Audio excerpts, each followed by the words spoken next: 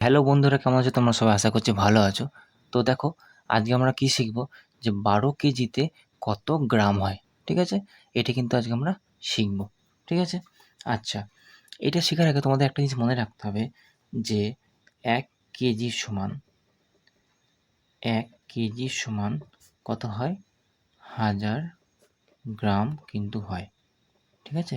1 KG সমান কত বললাম? 1000 গ্রাম হয়, ঠিক আছে?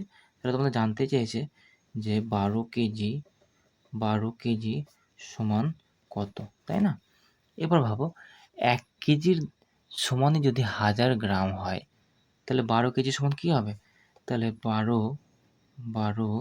গুণিত এই 1000 লিখে দেবো, তাই না? এত গ্রাম হয়ে যাবে। তাহলে 12 আর 1000 গুণ করলে কত বেরোবে আমাদের? 12-র সঙ্গে 1-এর গুণ করলে হয় 12, তাই না? আর 3টে শূন্য পরপর আছে, তাহলে 1টা 2টো 3টে, এখানে কমা হবে। এত কিন্তু গ্রাম, এত গ্রাম, তাই না? তাহলে কত গ্রাম বেরোচ্ছে বলো তো? 12,000। এটা সমানই কি? 12 কেজি, ঠিক আছে? 12 কেজি। তাহলে কী বার করলাম আমরা?